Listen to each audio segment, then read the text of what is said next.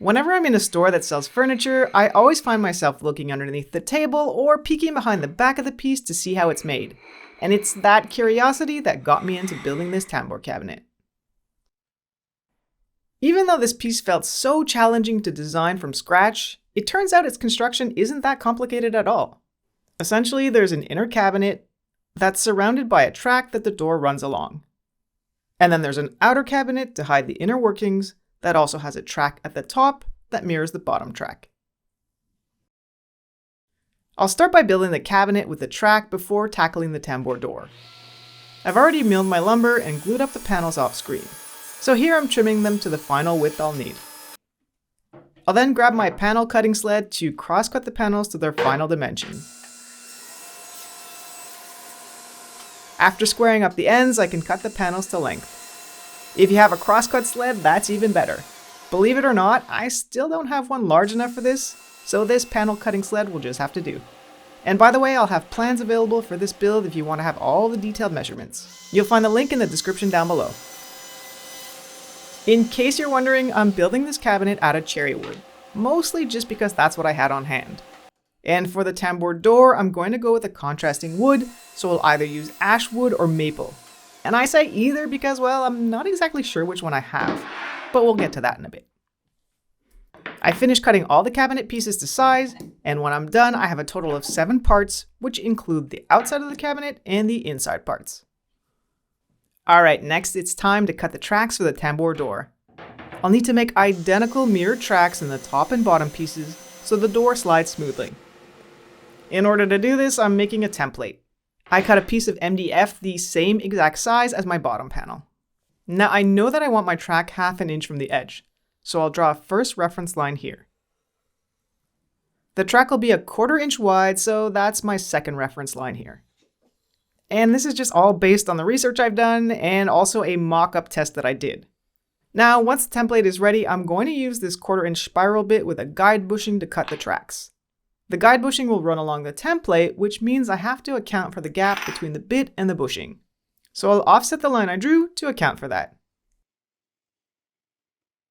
Next, I need to round the corners, and I'll use a compass for this. I want the radius to be 3 inches, so I'll set the opening to 3 inches. Now I need to find the exact pivot point here where the tip will hit both of the inside lines at 90 degrees. I actually know the measurements, so I'll just mark those and then place the tip where those lines intersect. I've done both corners now, but I want to add an exit point for the door at the back so I can slide it in or out after the cabinet is assembled. I'll use the same opening on the compass, find that inside line, and draw the arc. Alright, with that done, I can cut the template.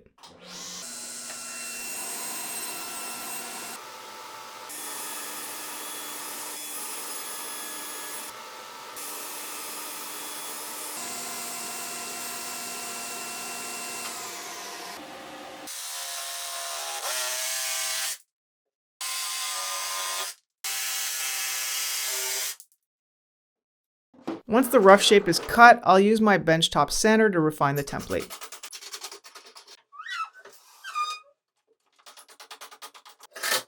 You could also do this all by hand, but of course this way will be a lot faster.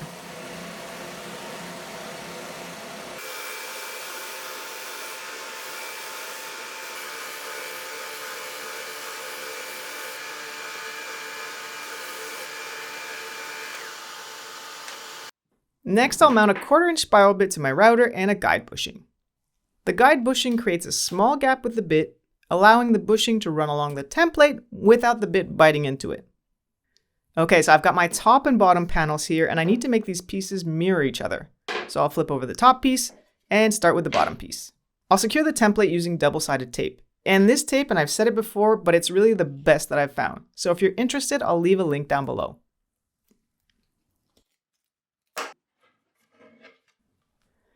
I want to make sure that this corner and the bottom edge are perfectly lined up with my panel. If you get the positioning wrong, don't hesitate to pull it up and start over because having both tracks perfectly aligned is essential. Next, I'll grab my router and bottom out the bit to find my 0. Then set the plunge depth to 1/4 inch. I actually recommend cutting the track in 2 passes, but the final depth should be 1/4 inch.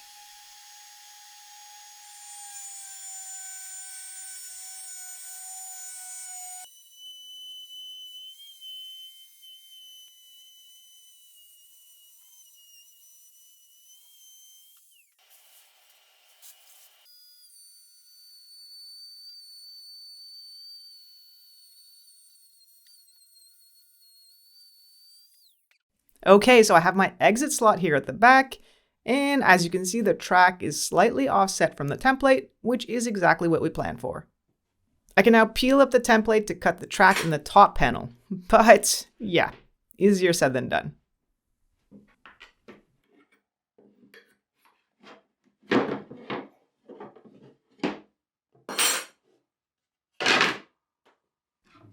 I'll flip over the template and repeat the same process to cut the second track.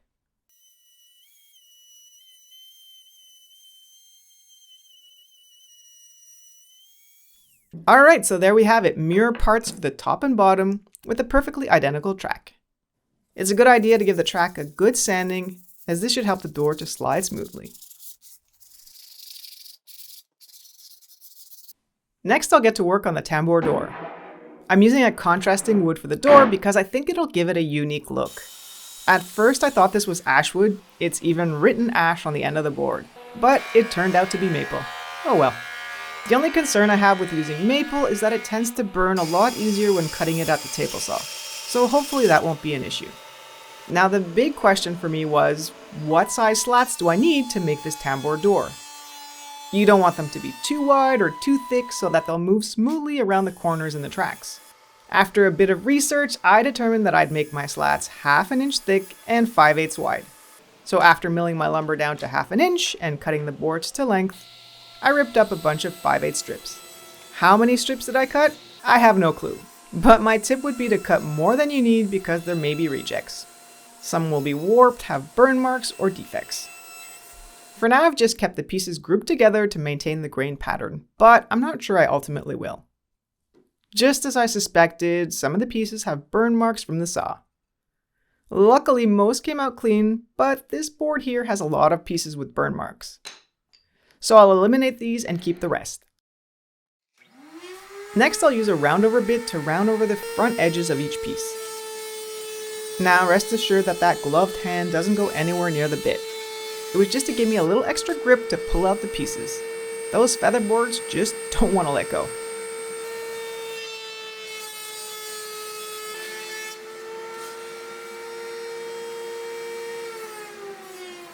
So now we get to see what the tambour door should look like.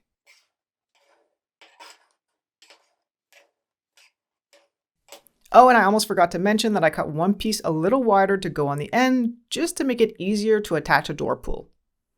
Before assembly, I'll give all the slats a good sanding and make sure to eliminate any remaining burn marks. It's a lot easier to sand each slat now, rather than after the tambour is assembled. In case you're wondering what I'm building this tambour cabinet for, it's to store all of my camera gear. Now, you may also wonder why I have so much camera gear. I know I do. I recently upgraded to a 4K camera, not only to produce better YouTube videos, but also to use as my personal camera when I travel. And I love to travel as much as I can. This summer I visited Scotland and was also lucky enough to witness the magic of the Paris Olympics. While the trips were amazing, trying to stay connected was challenging. The thing I hate the most about traveling is not having access to my data and having to rely on open public Wi-Fi networks where you're never really safe. And that's where Surfshark comes in.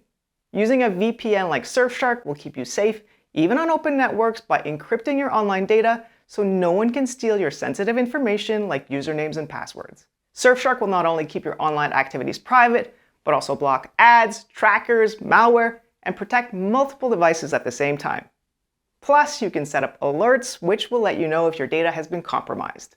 You can try Surfshark risk-free with their 30-day money-back guarantee. Make sure to use promo code DIY Montreal for an extra 4 months free when you sign up so you can surf the web safely no matter where you are. Okay, to assemble a tambour, I'll need a simple little jig. This is just a piece of plywood that's bigger than my door will be, and I've cut 4 pieces to use as guide rails. The short side should be the exact same length as your slats, whereas the longer slat should be slightly longer than your tambour will be. I'll start by randomly securing one of the long guide rails. Next, I want to create a perfect 90-degree angle with the short guide, and I'll do this with the help of a digital protractor. I'll do the same thing to secure the bottom rail at a perfect 90 degrees, and we're ready to go. Also note that the sides of the jig should be lower than your slats so that they won't interfere with any of the next steps. Now I can just start sliding in the slats one by one with the rounded side down.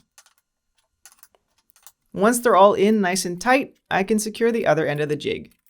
I had actually planned to use wedges to make sure all the slats were super tight, but because of the roundover, the slats tend to not stay flat and want to pop up when you squeeze too tight. So in the end, I just snugged it up and secured the end rail. If you've ever seen one of these made before, the idea is to glue a canvas to the back of the slats to hold them all together. I want to keep glue off the edges of the tambour, especially in the top and bottom parts that will ride in the tracks, so I'm taping them off to keep them clean. Now, the most common material recommended for this is canvas, which seems so generic to me. It could be thick or thin, who knows? So I just went to my local fabric store and asked them for canvas, and this is what they gave me. It's not too thick, so it should move freely, but feels sturdy enough to hold this together. The idea here is to start with an oversized piece and then trim off the excess later. I want to lay down a super thin layer that evenly covers all the slats, so I'm going to use a foam roller to do this. I don't want to put it on too thick so I won't get squeeze out going down in between the slats. Once I've got that on, I'll gently lay down the canvas, press it down with my hands, and even use a spreader to really maximize adherence. With that done, I can add some weights on top and let it dry. After about an hour, I'll come back and cut off the excess canvas using a sharp utility knife and a straight edge. I cut the fabric right on the edge where I put the tape, so once the fabric is gone, the tape can easily be pulled up too. I'll then remove the tambour from the jig very gently in order to break apart any glue bonds between the slats. Again, it's important to not wait too long before you do this, otherwise they'll be stuck together.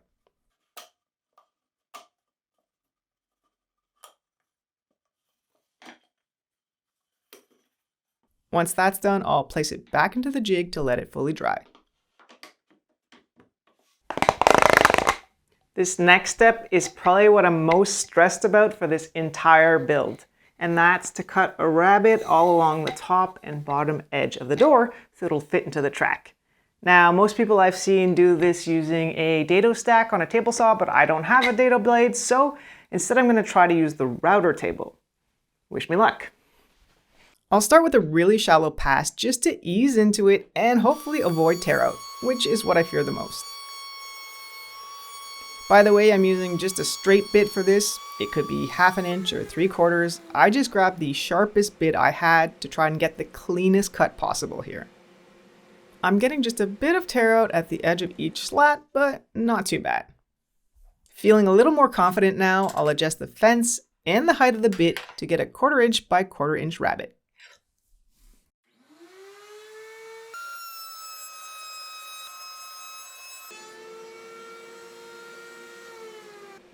At this point, I'm going to do a test fit in the track to see if it slides well or if it needs further tweaking.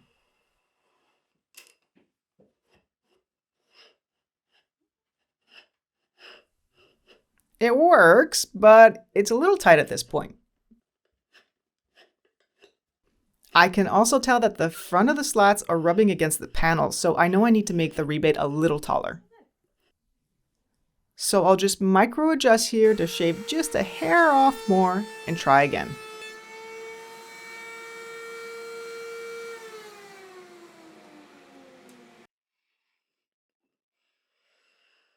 Oh, that's perfect.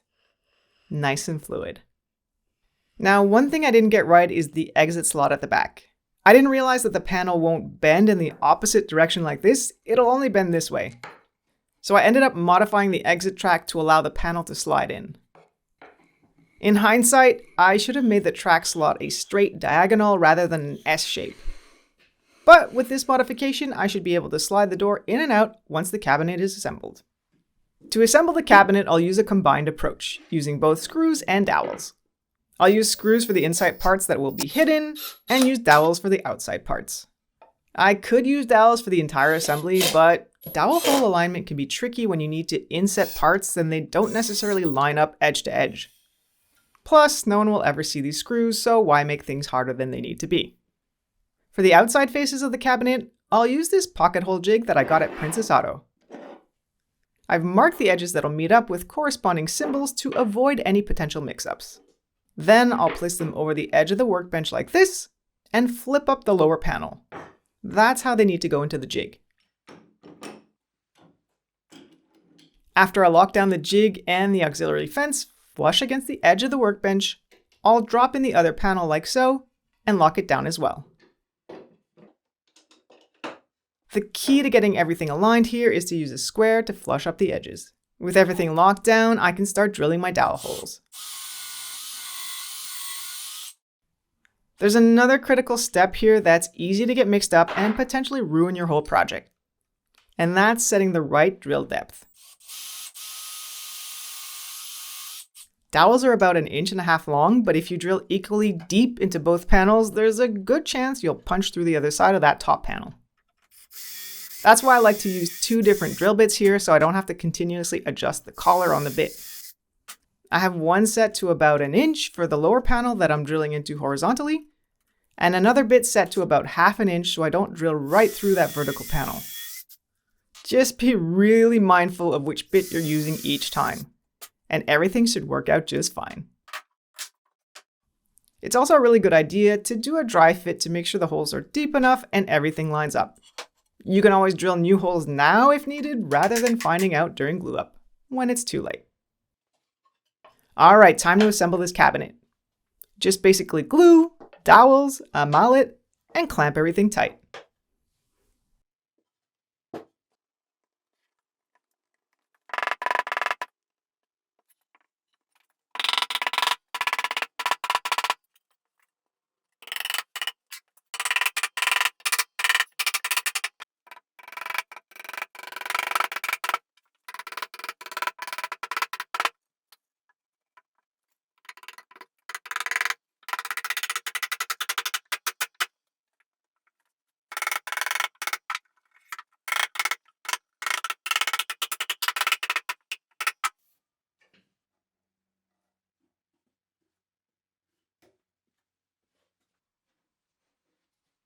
One of the main reasons I wanted the door to be removable is so I could finish the parts separately. By hanging the door off the edge of my workbench, I can get in between each slat with the finish and work my way across the door. I recommend using a wipe on, wipe off type of finish here to make things easier, like a hard wax oil, which is what I'm using. This way I don't have to deal with potential drips and runs since I'll just wipe away all the excess. I'll then roll it up, which will create spaces between the slats so it can dry. I'll apply the same finish to the cabinet by just rubbing it in and then wiping it off. I will point out here that I sanded each panel before assembly, otherwise it would be a nightmare to sand. I then sanded the outside of the cabinet once assembled. I'm hoping applying finish to the track wasn't a mistake, but it was sort of inevitable. I'll just make sure to wipe off any excess finish so it doesn't clog up the track. Once dry, it's time to see it all come together. This had better work, otherwise I quit. Just kidding. It works amazing, and I couldn't be happier with this build. I love trying new things I've never done before, and this is proof that if you take your time, you can do it. I forgot to buy a small door pull, so I just stuck on this tiny wood knob temporarily. I'm not sure it'll hold, but for now it'll have to do. I have plans available for this build, and you'll find a link here on the screen or down in the description below. Until next time, thanks for watching, see you soon.